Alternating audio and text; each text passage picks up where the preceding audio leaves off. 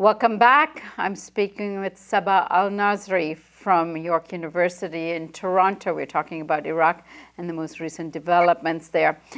So, Sabah, when we were speaking in the earliest segment, we were speaking about Muqtada al-Sadr. Now, a lot of the media reported as if the sit-in in the Green Zone and in front of the parliament was being agitated by him, and that after listening to a speech he had given, people just, crossed the Green Zone, jumped over walls to get to the Green Zone and occupy the parliament. How accurate is that reporting?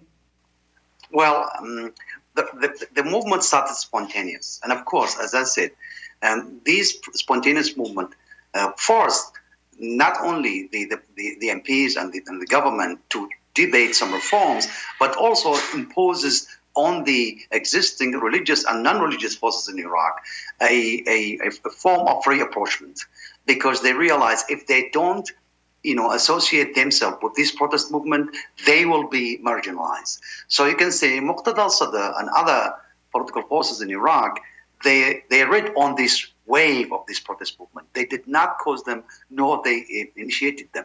But it's true that when the al-Sadrs joined the movement and Muqtada al-Sadr himself, it became a powerful movement because he can mobilize enormous potential on supporters of all in Iraq.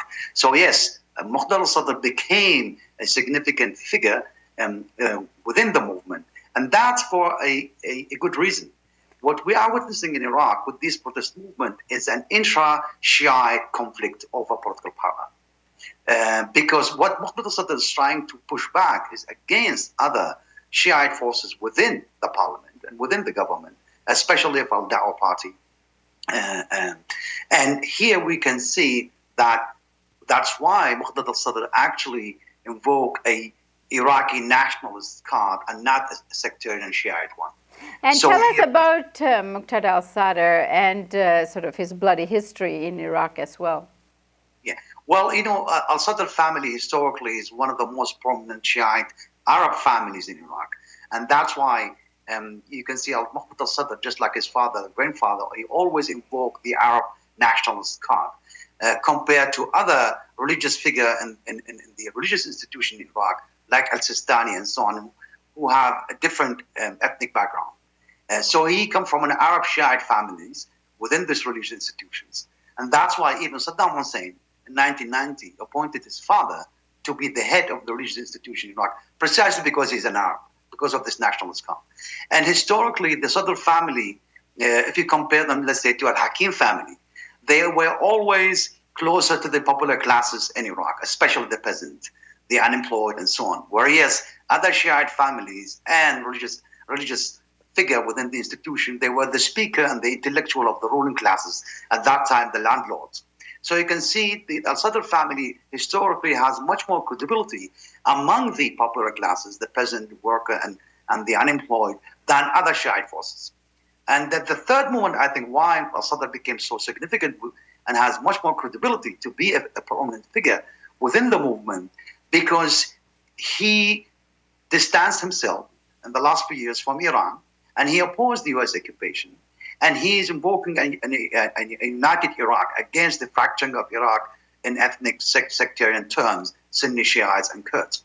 And he can rely on this historical, record of his family as being a national, popular force within the Iraqi societies. So he has much more credibility when he talks to the people and give a speech in the front of the Green Zone saying that if the government will not implement the reform, will not respond to the demands of the people, then people would occupy the Green Zone. And he starts speaking of a popular revolution. So there are historical, social, and especially since the occupation of Iraq, political, ideological movement that give much more credibilities to Muqtada al-Sadr and his speeches to the popular classes in Iraq than other Shiite political parties. Think, for instance, one of his rivals, al-Maliki, the ex-minister president. Al-Maliki, when he saw the protests and saw al-Sadr, spearheading the protest in the last few weeks, he starts speaking of an attack on the Islamic project and that forces, he did not name al-Sadr, but he implies that al-Sadr is trying to bring back the secular, urban, civil character of the Iraqi societies against the Islamic project. And he started threatening with some kind of civil war rhetoric. So you can see there's an intra-Shiite conflict over political power, about which by the way, we talked many times on the Real News since years, that the main struggle in Iraq is not but intra-sectarian. Right. And Sabah, the crisis in governance is going on, but add to that the massive budgetary deficit also being experienced as a result of the declining oil prices, giving way to further instability. What impact is that going to have on what's happening in terms of the political destabilization going on? Yes, it partly, affected and caused, but only partly, the protest movement and the conflict within the parliament and the ministry itself.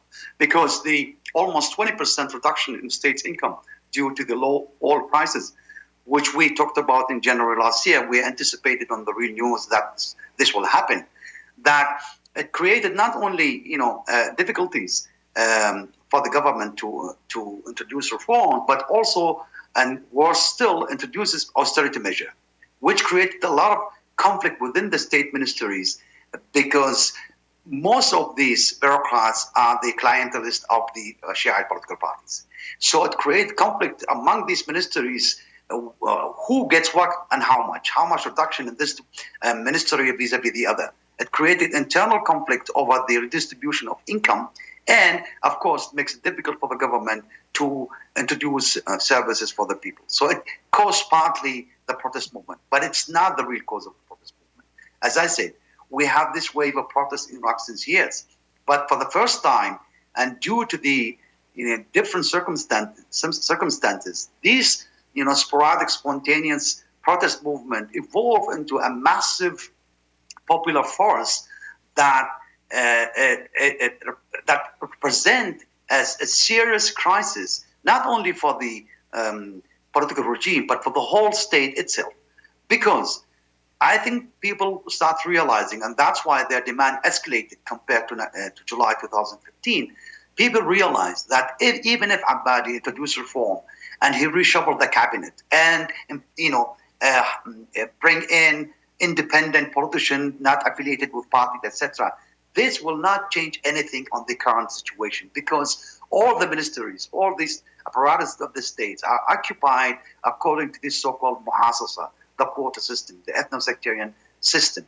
That means if you bring an independent minister, even if he or she is a good person, try to introduce reform, the whole ministry, the undersecretaries, the managers, the bureaucrats are all affiliated with these Shiite parties. So they will make it almost impossible for any government to introduce any reform under the current structure of the states. And I think this is becoming much more clear to the people that simple reshuffling or personal shift or changes will not change anything on reality on the ground, will not